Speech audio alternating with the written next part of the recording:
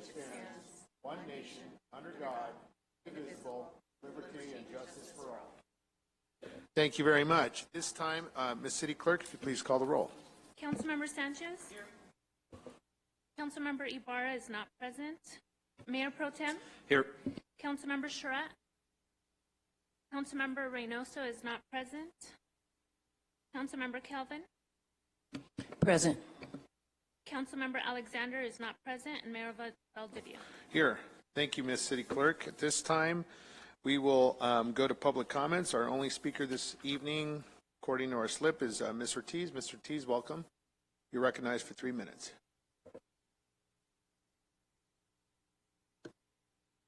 Good evening, afternoon, Council. I want to point out to the public that's not here tonight that I am the only resident out of 223,000 who showed up, and 2 of our council members are missing. And this is the problem that we face in this city, is as much as we want progress, we fail to show up for ourselves, and even in some moments our representation fails to show up. With that said, it's incumbent upon you then to show up for your people and to speak to and address the priorities that have come by this council, former councils, for decades now, asking for the same things: investments and priorities into the community. And tonight you guys are going over the projections, under, above, what could be, what may not be. But what we have to operate in the realm of is what needs to be for this community. Now, Measure Z, every dime, according to the city's records and audits, went into salaries and pensions. Not a single dime was spent investing into this community. The VIP program was never funded other than through the grants that was received by this city. The parks have been decimated. $5 million for over 40 parks in our city. The streets have deteriorated. Public Works is at $36 million, including salary and benefits. The library, 1 lieutenant of a police department is equal to 7% of our library budget. This city went into bankruptcy, but it failed because it failed to provide equitable investment amongst all of its departments throughout that time. Public safety is not just throwing money into the dark well of pensions. It is not just holding on to classifications for the sake of one day having a full department again. It is making sure that we supplement and carry the load equally throughout every portion, throughout every ward. And that's what I'm asking you, Council, to do this time around in this budget, is look to see how we can start making equitable investments, making sure that the budget fulfills the need, making sure that our police officers are not having to be trash pickup, code enforcement, and homeless services all in the same day that they're facing 3 murders down the street. Because that's what's happened. In the last 2 days, 3 people have been murdered on our streets. And we are overburdening one department because we are refusing to see the value in carrying the load. So as the only resident, majority rules, please make sure that you follow through. Thank you. Okay, thank you. Mr. City Manager, we have tonight a preliminary overview and discussion of the biennial budget for fiscal years 22-23 and 23-24. This is simply a presentation as I understand it. We'll not go into much deliberation as far as policy actions, but more to hear from staff regarding the proposed overview. With that, Mr. City Manager, the floor is yours, sir. Thank you. The purpose is, well, first of all, this is the first time that I'm aware of that the city has ever done biennial 2-year budgeting, and it's an important change for the benefit of the city, of our residents. This is going to be a significant upgrade in the way that we are able to operate. We will be a little more agile. We'll be a little more efficient. We will be making adjustments on the fly. Every quarter there will be a quarterly report, and we will be making changes to respond to changed conditions and what we like to call opportunities. There are a lot of things that change over the course of a year, even more over the course of 2 years. And in addition to that, I think you're going to hear from Barbara Whitehorn stealing a little bit of her thunder. It also gives the departments the ability to concentrate a little bit more on operational issues, not so much on budget preparation issues, and hopefully it will lead to a little bit more interaction cooperation between the departments. So there are a lot of benefits to multi-year budgeting. So what we're going to do tonight is sort of tee that up. Because we haven't done it before, we think it's incumbent upon us as staff, since we're recommending this, to talk about what two-year budgeting looks like, and kind of kick off the budget season, maybe do a little forecasting in terms of revenue, that sort of thing. So with that, I'm going to turn it over to our extremely capable finance department. Barbara, are you leading off? Okay, so Barbara Whitehorn is going to lead off, and I think we're going to hear from Tanya Williams as well. So, Barbara.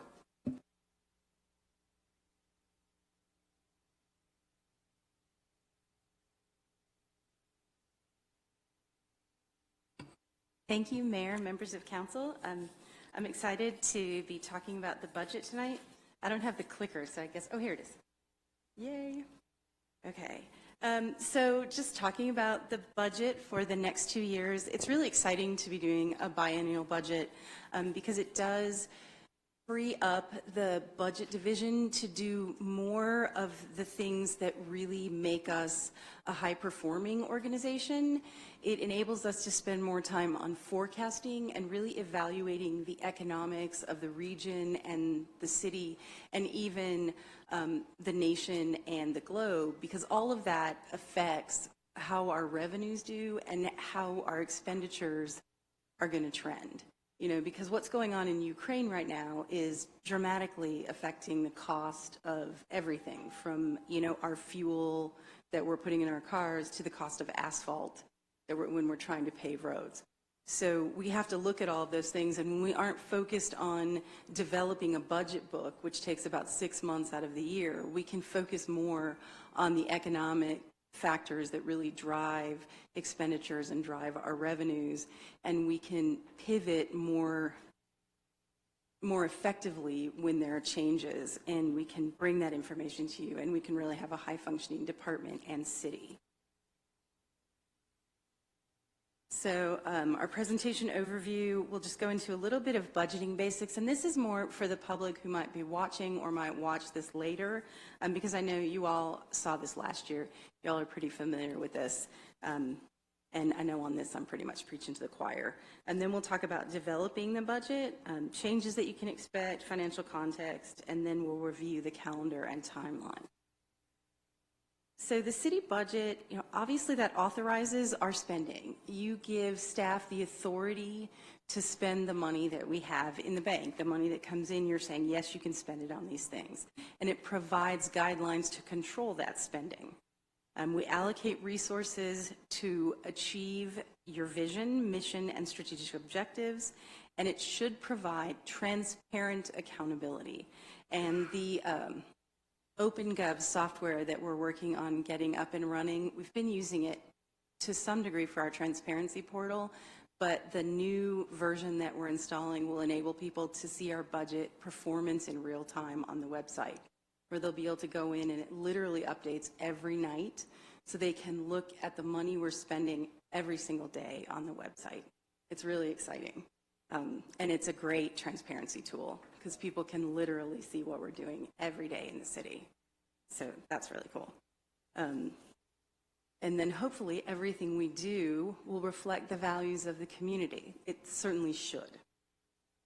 And then here's the budget process. Obviously we begin with preparations, requests from the departments, and we're at the point right now where we have already gotten all of our requests from the departments. We've developed kind of a baseline budget, and we're at the point where we're presenting you with kind of, here's the broad overview, our first look at revenues based on what we're seeing economically, and then we'll move into probably another work session with you all talking about CIP, and based on what we hear from you, further refinements of revenue, and then we'll bring you the first draft of the proposed budget in May, and then to be adopted in June. And then, of course, we have various budgeted funds in the city. The general fund is the most significant one. Obviously, that's where most of the city services live. And then we have enterprise funds and internal service funds. The internal service funds, essentially, when we talk about those, they mostly serve the general fund. The general fund ends up paying for those services, but it's important that they're pulled out so that we can understand what exactly we're paying for those services. And some other funds like Storm Drainage Fund do pay for some of those services. And then this is just our predicted fund balance going forward. It still looks very healthy, but a lot of that is carryovers with capital projects and rescue plan funds. So that's not something that we'll see just growing forever. We will be spending that down as we spend those capital dollars. Our revenue projections are very fiscally prudent going into next year. We're trying to be careful when we're predicting revenues because there's so much uncertainty right now in so many sectors. We haven't heard more from the governor about, backing away from gas tax. We certainly, that would cause a lot of challenges. We depend on those gas taxes, so that would be a bit of a challenge. And then, being a city that's dependent on sales tax and transaction and use tax, which is Measure S, as consumer confidence is starting to wane, which is what we're seeing across the country, we have to consider that the level of spending that we've seen over the last 18 months or so, as people got these stimulus checks, and the pandemic didn't affect the economy as dramatically as everyone expected, particularly here in San Bernardino, because we have so many logistics warehouses and people ordered online, and so we didn't lose all the revenue that cities that didn't have that did. That's something we don't anticipate is sustainable over time. However, that said, this is a very fiscally conservative projection that you see on that slide. I do think that while we will see some trending lower, we're not going to see the huge leaps in sales tax that we saw over, last year and the year before. I think we will still see growth, just not to the same degree. Because pre-pandemic levels, people had spending habits online, say at this level. And then during the pandemic, they jumped way up here. And we benefited tremendously from that because we are so logistics heavy and we have so many distribution centers, right? So, and fulfillment centers. So a lot of stuff came from here and we benefited. As people are able to go out more with the pandemic, hopefully winding down, that will come down some. But I don't believe people's spending habits will go completely back to the pre-pandemic level of brick and mortar spending because their spending habits have changed. And I've been reading a lot. I do doofusy reading of lots of economic stuff because that's my jam. So a lot of economists are predicting that people's spending habits are going to shift towards the internet long term, not to the degree that they were during the pandemic, but that will continue to benefit us to some degree. So these are our preliminary projections, but we will continue to refine them, particularly as we get more economic information. And then this is the breakdown of our revenue by source. So as you can see, Measure S, the transaction and use tax, is almost 23% of our revenue in the general fund. And then sales and use tax, utility users tax, those are our biggies. And the property tax in lieu of VLF, vehicle license fees. So the revenue forecast, when we're looking at impacts on sales tax, like I just talked about, it's the economic conditions. Auto sales is another thing that's been driving them to be very, very high. Obviously, the current sort of run on cars, and anyone who's had to buy a car recently, like I had to buy a car, it's not the easiest thing right now because everyone's buying cars. But these are all drivers right now. And as we see consumer confidence go down, inflation go up, and inflation is very much driven by people's belief in inflation. It's kind of an odd thing. Inflation isn't always driven by reality. Sometimes it's driven by consumers' sense that inflation's going to go up, and it's almost like we force inflation. Like we're like, oh goodness, inflation's going to happen, and we make inflation happen. It's a really interesting economic thing to read about if you ever want to go to sleep. well, you know, or if you're me and you actually like that kind of thing. Okay. So building the budget is going to be Tanya's deal, so I'm going to step back and let Ms. Tanya Williams handle this.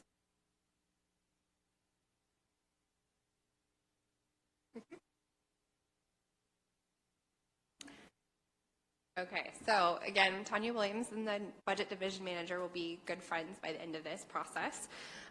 So as we're working towards building the biennial budget, we've kind of already touched on this a little bit tonight, but this is the first time that our departments worked on putting together expenditures for 2 fiscal years. So it's a new exercise for them, but we worked really closely with departments to help build out those just initial baseline budgets, as Barbara mentioned. So we gave them a target budget of about 1.5%. To just really make sure that they're able to accomplish their goals over the next 2 years. And then, as Barbara also mentioned, we are transitioning to a new online budget book, OpenGov. So that will be a new platform that everyone is able to see fully transparently all of the budget information. So it's a different model than our traditional 400-page budget book. All the information will still be there, but just in an online, easily accessible format. So as we're working with departments to work on the initial phases of the budget development, we're keeping in mind always these strategic goals and priorities. Essentially, at the end of the day, our budget is a policy tool as well as a spending plan. So really everything that's in it should align with the things that we want to accomplish over the next 2 years. We're going to kind of dive into each of these 4 main categories and some of the initial things that we've heard. The highlights that we have are by no means all encompassing of everything that's in the budget, but just some of the initial things that stood out to us that's aligned with these priorities.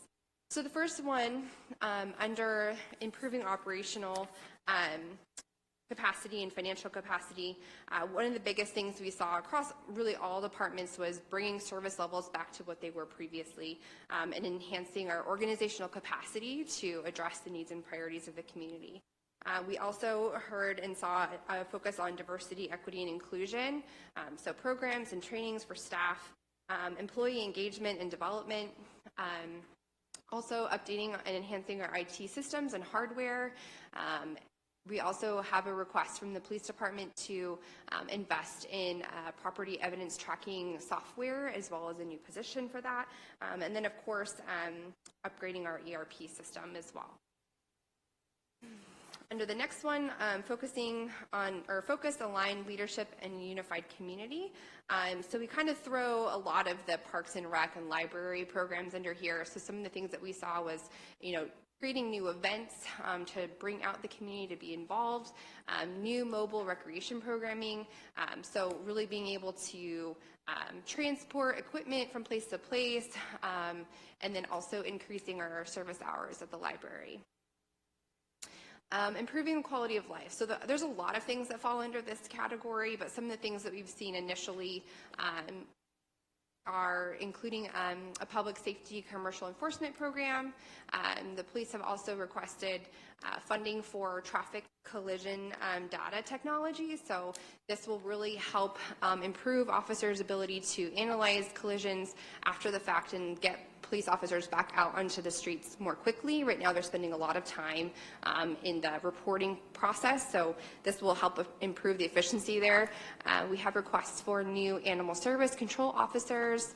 At the last mid-year budget update, there was some robust conversation around our street sweeping program, so we're kind of evaluating the costs that go into improving signage for that. Increasing funds for the citywide tree maintenance program, and then also, of course, our citywide sidewalk cleaning program. And then again, economic development and growth, this is a big category, so these are just some of the initial highlights. We are looking at creating a one-stop permitting shop so that no matter what kind of permit you want to get, you can come to the city at one place and be able to accomplish that. Focusing on our staffing levels and enhancing the customer service experience for the development. So, making sure that anybody who's coming to our counters having a good experience, a new cannabis cultivation program, and then also revisiting our focus on revitalizing our City Hall downtown. So I'm going to turn it back over to Barbara now, so she can go through our Measure S spending priorities as well as our CIP program.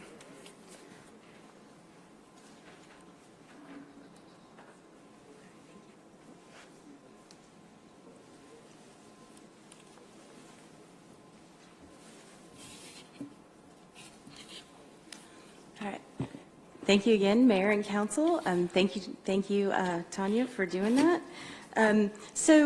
Measure S, I am the liaison to the Measure S committee, and one thing I notice frequently in council meetings is that I think there is, not with you all, but the public doesn't necessarily understand the difference between previous Measure Z and current Measure S, and how significantly different they actually are.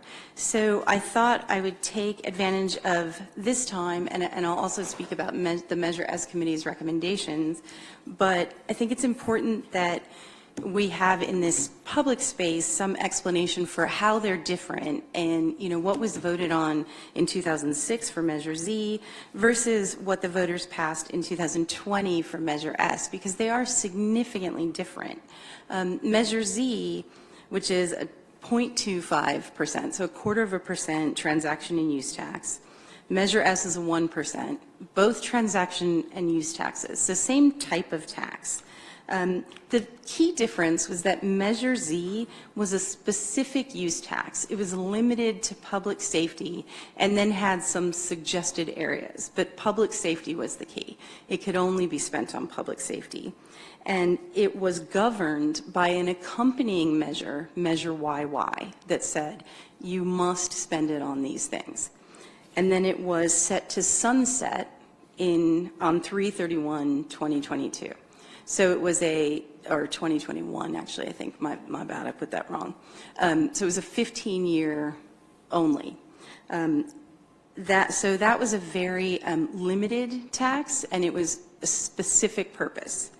Measure S, that was voted into effect in November of 2020, was a general tax. So it was not limited to any special purpose, like it's not specifically for public works and capital projects or specifically for public safety. It was just a general tax that the city could spend on, and in the ballot language it gives examples of what the city could spend it on. But it is not governed by like a separate measure like Measure Z was with Measure YY to limit it to specific areas. And there is no sunset date for Measure S, which means the only way for Measure S tax to go away is for the voters to say, we don't want this anymore, to get it on the ballot and vote it down. So there's significant differences between the two. And I think sometimes there's a sense that Measure Z was just expanded to 1%, and that's not the case. Measure Z was actually repealed with Measure S's, the passage of Measure S. So it's actually a very different animal, if you will. So hopefully, if anybody's watching this that didn't understand that, hopefully that clears it up a little. Hopefully it didn't make it too complicated. And the Measure S Committee did meet at the end of February to talk about Measure S priorities, and they recommended that Measure S be allocated in its entirety by percentages to different departments within the city. Staff does not support that recommendation. I am bringing it to you because that is my obligation to that committee. The reason that staff does not support that is because that limits your flexibility to use Measure S funds in a way that supports your policy decisions, vision, and strategy for the city. If you limit Measure S to 7% VIP programs, 17% public safety, 24% public works, and I mean, I can remember them all if you want me to go through them, but if you do that, then you have no flexibility then to say, we want to do this big storm drain this year and we're going to dedicate $10 million of Measure S to it, because it would then have you would have tied your own hands. So that is why, while I absolutely believe that what the Measure S committee's goal is transparency and accountability, and I think that's extremely important, I don't think that allocating the funds by percentage is the way to get there. I think the way that we get there is to ensure that we are transparent in our spending, we have good audits, and we make sure that we do things like the OpenGov portal where people can see where we're spending money. And that when people ask us where are the Measure S funds being spent, we can show them, and that we are truly accountable to the public. But what I just don't want to see happen is for us to put controls in place intending for them to make us more accountable, and then to end up that those controls hamper council from doing what needs to happen in the community. So that is my recommendation. So moving on to the next section, capital improvement. We have several primary funding sources that we use for capital improvements. Measure I, which is a transportation street maintenance tax, it's a half-cent sales tax. Then the SB1 gas tax fund, and that obviously is the one that would be affected if they decided to put the gas tax on hiatus. Measure S, development impact fees, CDBG, Highway Safety Improvement Program, which are grants, Cultural Development Fund, and then obviously the American Rescue Plan Act. Our focus for capital improvement program continues to be critical infrastructure, especially streets and sidewalks, traffic controls and street lighting. I mean, I know, like me, you all drive home and you go, seriously, that light's out again? And I know Alex gets emails from me and he's just thank you, or not so much thank you. When I'm yeah, the street light out wherever, or the traffic signal wherever, on my drive home. Parks and recreation facilities, because people are correct in saying some of those have been woefully neglected, and I think we are making great investments, but it's hard to see them sometimes when it takes a while to do them, and it's been a long time since we made those investments. And then city buildings. So the current capital improvements that are going on right now total about $52 million. So that's a lot that we have going right now. Obviously, there will be some additions this coming year, but we're hoping to really continue what we're working on now. And then this is just a very simple calendar of what's happening. We're in our preliminary budget discussion today.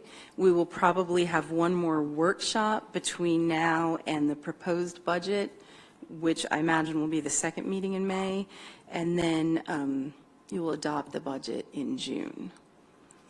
So now we are on to discussion. Okay, thank you very much, Ms. Whitehorn and Ms. Williams. We appreciate it. The presentation was, in my opinion, very good, very succinct, and bottom line on the sources of our funds, on revenues. Question for you regarding the OpenGov. We've already had the OpenGov feature. Is it just not up to date, or is there a plug-in, or is it just not updated? Because I think in 2014, 2015, we passed OpenGov to bring it really as part of the transparency portfolio for the city and for the residents, more particularly for residents, so that they can clearly understand where the money might be going. So to allay the fears of the public, we've always had that since about 2014-15. Perhaps there may be some inconsistencies, or maybe not a more complete update. Can you reassure us that the OpenGov feature, is it working, is it operational, and the patch between what we currently have to what is to come, is it still functional and operational? It is still functional and operational. This is actually just upgrading it to a higher level to where we have even more robust reporting and more options for people to kind of look at our budget in different ways. And our entire budget will be accessible in that portal, and they can really do some cool slicing and dicing of our budget. Oh, Yeah. great. Yeah, it's going to be really. So get ready, public. You can look behind the curtain and know exactly where we're spending the money. That's wonderful. Okay, we'll open it up to comments. Councilman Charette. I have a couple of questions, but I want to say that as long as I've been here, and it's been probably longer than most in the audience and at the dais, Barbara, you've really always done an outstanding job, I think. I've been through a lot of these budget presentations, and you've always made it so really easy for people to hear and understand, and I really appreciate it, especially me. I need, I need it to be as easy as possible for me to understand it, and you make it really succinct, and I appreciate it. So you put it in real layman's terms, and it really helps. I have a question on the cannabis revenues. The state of California is still having problems with this cannabis issue, and the article I read the other day says it's not going to get any better any sooner. They're trying. They keep thinking it's going to, but it really isn't, and the cannabis industry is screaming and saying that we just can't compete with the black market and with so whether they're going to be able to fix that or not, the cannabis industry sent an open letter to the state and said, you got to do better for us. And so my question is, are these, what is the cannabis revenue, the $3 million, is that an accurate number, or is that what we had budgeted? What have we really received? Is that what we're actually receiving? It says $3 million, and it's forecast to be, $4.25 million. That's under general fund reviews. These aren't numbered pages. The current year for fiscal year '22, that's based on what we've received this year. That's actual. Yeah, that's actual. Okay. And then we based the projection, we took out the back taxes that we got, because obviously that was a one-time. And then we just forecast a growth measure, a fairly conservative growth measure. Though between 23 and 24, we'll continue to look at that, because I think it may be high, but we have some, I guess, a little bit of wishful thinking that they'll do Okay, well, something to I improve guess that's kind of it. my point, is Yeah. that, this was kind of going to be the panacea. Let's open up cannabis, it's going to be legal, and everyone's going to, they're going to just start pouring the money into the coffers. And I don't think that's been the case, and certainly I hope that it improves. So that's just a question is all. And then, Yeah, we'll continue to look at that Yeah. one and make sure. and then as far as I'm thrilled about a one-stop shopping for permitting and developing, but plan approval seems to be a real bugaboo for the development community. So plan approval right along with permitting and development is critical, and I hope we're working diligently in that direction. My understanding, with all due respect, is that we send something out to somebody to approve it, and then we bring it back in and we approve the approver, which to me seems like double duty, and we should be relying on our vendors to be giving us, and their license should be on the chopping block if they're approving something that shouldn't have been approved. I don't think we should have to approve the approver. So just a comment, really. I see you want to comment, and you're welcome to, but that's just a comment. I mean, that's a big area of concern for me, is the development and the permitting and the getting people through the process. And so this looks great. So if you want to say something, Rob, go ahead. Well, all I was going to say is that, as part of our sort of ongoing efforts to improve the city in every way possible, we are recruiting constantly. We are adding staff on a regular basis. It's not the easiest environment in which to recruit people, quite frankly. So But we are in the process of hiring people as quickly as we can and to address precisely those concerns. Sure. Because we are seeing, I walked through the 201 building yesterday, and there are a lot of people here looking to do business in this city. It's like really Yeah. hopeful sign. You're starting to see, I mean, the parking lot's even starting to fill up. It's a, and we don't want to, though, do anything to inhibit or slow down that process. So it's a very high, we're aware, and it's a very high priority for us. Well, I'm just taking the opportunity, since it's here, to make that kind of public comment that that's a very critical part. I know we're shorthanded, but we've got to do all we can to get that sped up. And then my last question is the cannabis cultivation program. I'm not sure what that is. And that's fund focus areas. We're not going into the cannabis cultivation business ourselves, if that's Well, your we concern. could rent the city hall. We got 6 floors over there to rent out to people to cultivate, but no, what is that? What is that? Tanya will correct me if I'm wrong, but I believe that has to do with the fact that the cannabis cultivation, we approved that as part of our modifications to our cannabis, to the cannabis component of the municipal code. We're starting to see cannabis cultivators move in. So there's tax revenue that will come with cultivation. Okay, so that's a revenue. Correct. Yes, it's revenue. It's not, it's $152,000. absolutely not consumption. Oh, okay.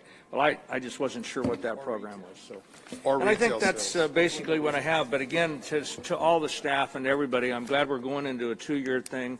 The mayor and I were whispering back and forth about, we did try a 2-year, a few years ago. I don't remember all the details. It either didn't work or never panned out. Everyone has always promoted the idea of a 2-year budget, which gives us more flexibility and is a better way to go. So I'm very happy about that and looking forward to doing that. So again, to the whole staff and everybody that's working on this budget, and particularly you, Barbara, thank you very much.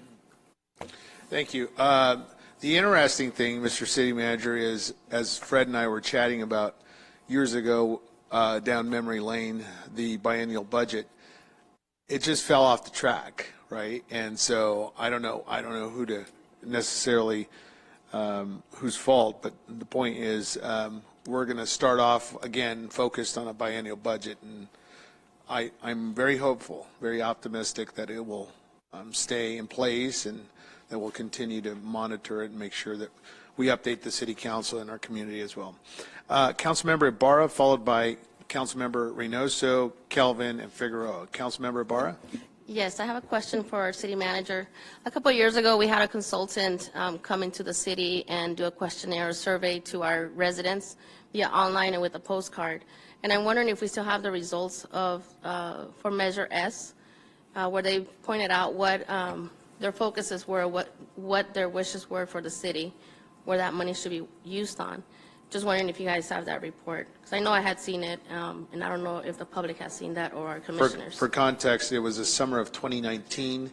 It was unveiled to the city council. It's probably a matter of public record, and we could probably research that for you, Ms. Ibarra. Okay, that would be something that we can provide to our Measure S committee to see if that's still the main focus. I remember homelessness and crime were the 2 main issues that the residents here wanted us to address. We haven't really tackled homelessness in our city. I don't know if you guys drive around the city, but in my district alone, encampments are growing exponentially. So I just wanted to point that out. And, what are we doing? I brought up the idea of the tiny homes, and that hasn't come up before us yet. So I just want to make sure that we are all aligned with the request from our community members who voted yes on Measure S and us as their represented electeds. Okay, thank you very much. Councilman Reynoso, sir. Thank you, Councilmember Ibarra. I appreciate that, and I echo that sentiment. That's something I actually didn't catch. I was focused on other things here. I guess a side note, I think we have some love on this dais for increasing the cannabis tax, but that's for us. Measure S, I think, because I see the general fund as, obviously we amended a lot. That's how budget is. But Measure S was approved. We know how it was sold. But I don't believe in just like forking over every time that PD needs something out of the general fund, as opposed to pulling out of Measure S. And so when I see the special events in overtime, well, I don't know if it was mentioned as overtime. When I see that special event, $686,000, That's police overtime. I think that should come from Measure S. The street sweeping program, I think I'm interested to see the number, obviously. I know it takes time to research what it would look like in a 64 square mile city, but the signage program is going to be extremely expensive, and so it should look like street sweeping and signage program on here. Getting a little anxiety, Mr. Keisha, about the concrete plan. And I think that if it's going to actually make a dent, it's significant enough to be mentioned as a line item in a report like this. And yeah, that's pretty much all I have. Wanted to be really concise tonight. Thank you. Can I address one thing really quickly? I think one of the things that's sort of difficult to capture in a budget or in a presentation like this is some forms of special revenue. So when you talk about the special event expenditures related to the police department, we actually those are mostly for events at the Orange Showground. We get reimbursed for that, but it lags. So it actually ends up being revenue neutral, but it doesn't really show that way, because you have to show it as an expenditure and you have to show it as a revenue. Sometimes you book it as revenue in the following year. So it's a little wonky, it doesn't, in the financial world, it's difficult to portray, but in fact, we don't end up doing that for free. It's not a service we're providing to the promoters. In fact, it pays for itself. Yeah, it's kind of like, I don't gamble a lot, but I enjoy playing cards, like playing smart, like play with your winnings, not with your pot that you came with, is what I'm asking for. Okay, thank you. Councilmember Kelvin. Thank you, Director Whitehorn and Ms. Tanya, for all that you guys are doing. I appreciate you giving me some time today as well to answer, so that I wouldn't have a whole half an hour worth of questions. So I do appreciate you giving your time to me to be able to address a few things. So I did want to just discuss, and Councilmember Ibarra and Reynoso have addressed two other things that I wanted to mention, which one of them was the signage. So when we're talking about the street sweeping, I believe at the last meeting we were talking about how then if the street sweeper, Vertec, is going down the middle of the street, that's not serving the purpose, but we can't actually get the streets swept in the manner of which they need to be because we don't have the signage. So we definitely have to put that in there as a cost, because we definitely cannot sweep adequately without the signage. So thank you very much for that. The sidewalk cleaning, and when I had to flip a couple pages to see that sidewalks are in the budget themselves, because as Councilman Figueroa is always keeping us abreast of what that actually, that's yours, Councilman Figueroa. I'm going to always give it to you. But I appreciate that information because it cost us on the other side. So it will be smart and fiscally sound for us to definitely attack our sidewalks that have been uprooted by old roots of trees. Now, I wanted to discuss the revisit focus on revitalizing San Bernardino City Hall. I see that there isn't any funding being allocated for that, and exactly what do you mean, so that we can have some clarity? So we've heard the council loud and clear. We're in the process of, we don't want to put it in a budget yet, because we don't know what that looks like, what the delivery method is, what the total cost is, how exactly we pay for it. I mean, I have some ideas, but I don't want to put them out there, because once you put a number out there, quite frankly, it becomes lore. It becomes part of the narrative. And so we have some notions, and we will be preparing. I think probably what we're looking at is a future workshop to discuss what do we do, what are the associated costs, and how do we pay them, and how do we approach it? What's the delivery method? There's a lot of different, you don't just have to do a straight public works, hard bid, design bid build type scenario. There's a lot of other alternative programs. We're also, of course, consistently looking for grant funding and other things that will help us fund the rehabilitation of the existing city hall, if that's the path we go down. So I think it really ultimately boils down to a workshop, but we can, and during that, we can certainly have discussions, and it's incumbent on us too to sort of present some notions of how we might go about this. So that is absolutely a priority for us. It's just not ready for prime time, not today. Thank you. Just sooner than later, though. We're going to at least begin the workshop, right, so we can address it. All right, thank you. Now, the cannabis cultivation program, the $152,000 being allocated, I just wanted to know what that was for. Is it research? Is it staff? Is it that? Oh, that's revenue. So we're already receiving. So we already have a cultivation program. This is proposed. That's anticipated. That's forecast. This is Yes. anticipated. This is anticipated so that when the program starts, this is the amount of money that we're going to receive from a company that comes in and begins to cultivate cannabis in the city. And pays a tax. Just 152,000? Initially. This is, and again, it's conservative budgeting, and so that's an initial number, but it would be anticipated to, I'd say grow, but that's too easy. It'll increase over time. Thank you. Thank you, Barbara. I'm a toddler. And so the one stop for the permitting and development, I was like Councilman Charette, this is, gets underneath my skin a little bit when I hear developers and folks. I got a couple of folks right now in my ward waiting for some permits. And so this one stop, this 400 grand this is allocated for increasing staff, or are we just going to utilize another building or a system, or what is this 400,000 going to? Is to make the physical improvements to the 201 building to actually establish the physical place that will be set up in a logical fashion, so as, have multiple stations, and you'll have direction. Right now, you come to the window, and now you have nothing but questions, and you don't know if you're at the right window. So the notion is to set up a classic one-stop that is highly functional, intuitive, and just much easier to navigate. Okay, that's awesome, because that's definitely what we need, because we want to speed up this process here. Now, underneath capital improvement plan, the cultural development fund, where are these funds derived from, and how are they able to be used? The Cultural Development Fund fees come from, they're one of the impact fees that developers who come in and build in the city have to pay.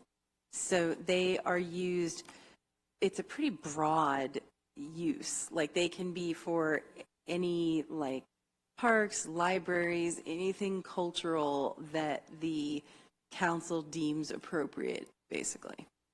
Pretty broad. Thank you, Director Whitehurn. Yes, ma'am. Okay, thank you, Councilmember Calvin. We have two more speakers, Councilman Figueroa and Councilman Sanchez. Councilman? Thank you. And also thank you to our Finance Director, Barbara Whitehorn, and to all your staff for putting this together. I know it takes a whole team to put this presentation together, so thank you. My questions regarding street sweeping was already answered. My questions regarding cannabis cultivation program was already answered, although it's funny that growing and consumption the words growing and consumption have been used for cannabis. I just hope we don't burn through that money. So I just I had to throw that one in there. I'm sorry. You were practicing that one, right? Yeah, I was working on that one. I'm working on my material up here. I along with a few council members up here who have mentioned CED and planning, and I also get those phone calls as well, as far as what's taking so long. And we don't have to get into this conversation right now, but I can imagine that there is possibly there's gridlock in that department, because many times, or occasionally, sometimes what happens is that our staff is being used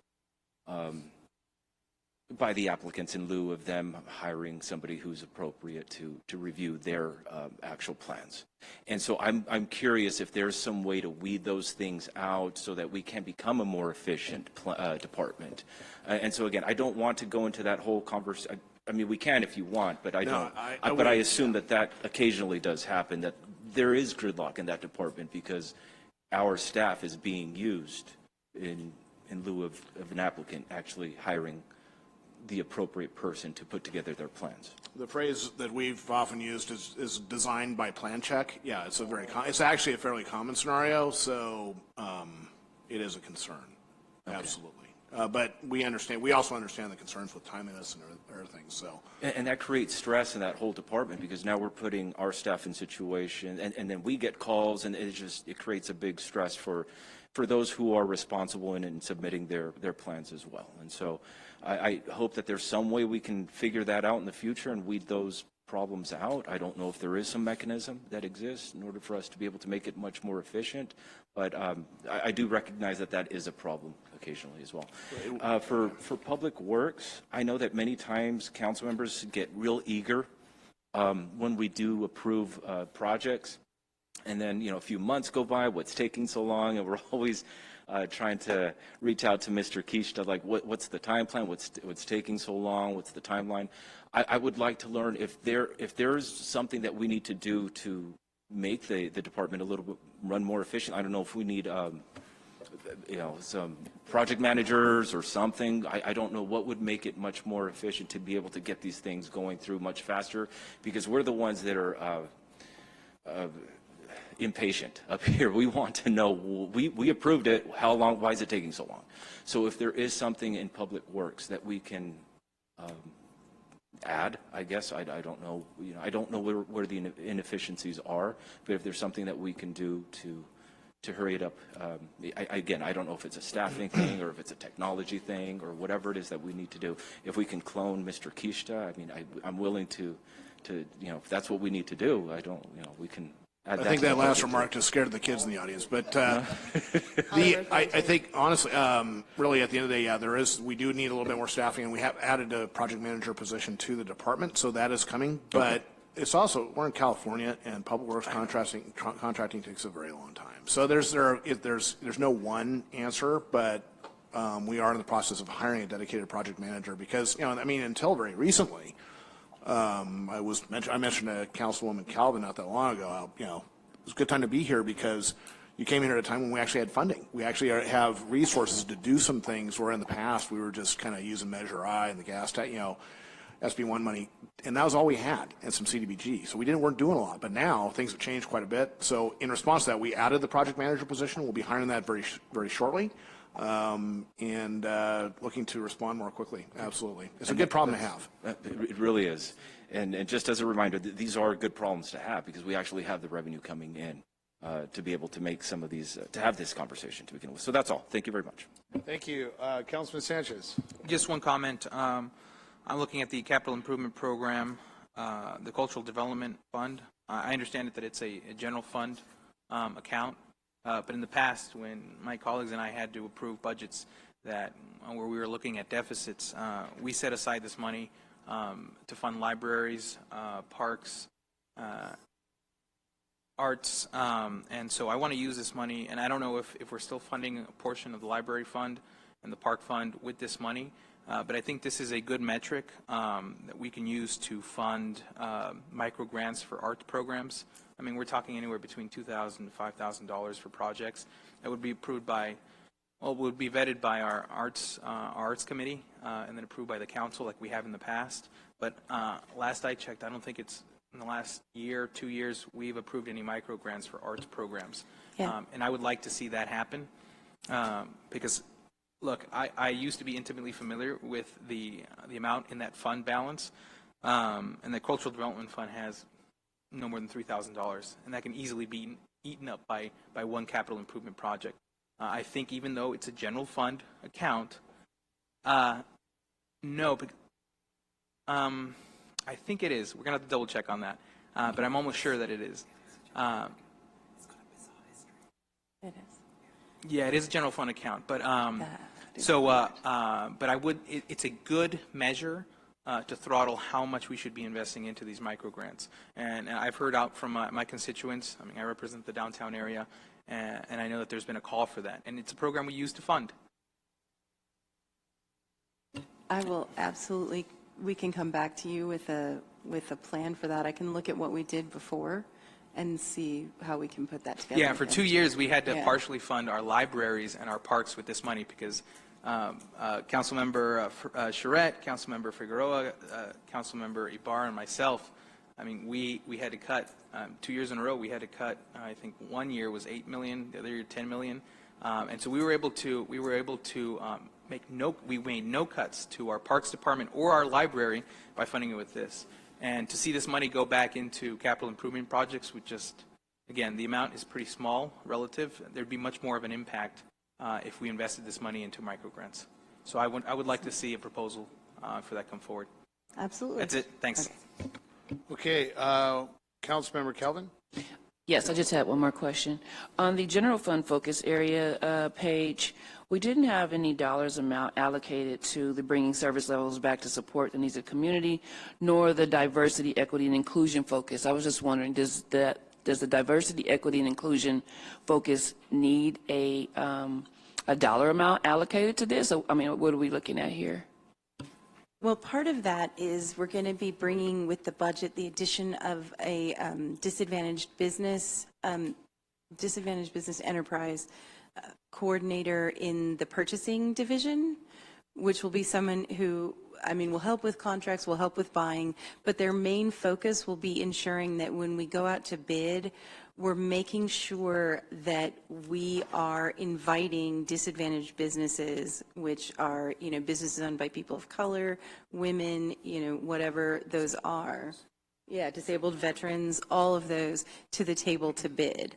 And also making sure that those people are registered on like Planet Bids or whatever platform we're using to solicit bids. Because sometimes what we find is that disadvantaged businesses aren't registered in those systems. And so we'll go out for a bid and we won't get any disadvantaged businesses responding. And if we aren't doing any outreach, then that's our bad. You know, if we aren't making sure that they can access our bids, then we're not doing everything we should do. And right now, we don't have the capacity to do that extra outreach to help people get registered and to help them like learn how to find city bids and how to like set themselves up to get auto notified when we issue bids that are in their area of expertise. But it's something when we have that position, if you all approve that, then that person can do outreach to those businesses and get them set up to get auto notified when we have bids in their area. So it's things like that that we want to do throughout the city, like, you know, the position that we added in human resources, and then focusing in capital projects where instead of, for example, doing a sort of equal distribution of capital projects right across the city, doing a more equitable distribution of capital projects where we look at where have we neglected to invest. And so we invest in those neglected areas because that's more equitable than doing just an equal investment across the city. So it's looking at things through a lens of where are the inequities rather than just, you know, doing a sort of across the board, this is what's fair, but rather just looking in a more equitable way at things. So, but won't that require funding? Possibly. Let me take a shot at You this. go there. One of the things to keep in mind is that this really is sort of we're mostly concentrating on revenues, on the revenue side. This is by no means a comprehensive budget, so numbers, those types of numbers will be applied when we come back the next time. So this is sort of, you know, there are some notions in terms of what we might increase funding for in certain areas, but it's by no means comprehensive. So your comments are noted, and we'll be assured that they are addressed when we actually bring forward a proposed spending plan. Okay, thank you. Okay, Councilmember Reynoso. Last thing, the Councilman Sanchez's idea is brilliant about the art grants, but I think a lot of the conversation we've heard, and I know I've heard before I was elected, was pulling it out of the Development Impact Fee Fund. Is that possible? That seems like a mysterious number, and it always has. We have so many warehouses. No one knows what the actual amount of like tax we're getting directly from it, and that looks like direct translation, like to the community. So if that's possible, I just wanted to echo it because I feel like the more support we have, when we get the next report, it'll like make it to the report, you know. So, thank you, Councilman Sanchez. Okay, thank you. All right, well, team, thank you very much. Thank you to our viewing audience and our public comments. Thank you. This is a great meeting, and we look forward to the kickoff of our budget season. Thank you, Ms. Whitehorn, again for your team, and Mr. City Manager, thank you. This meeting is now adjourned, and have a wonderful evening.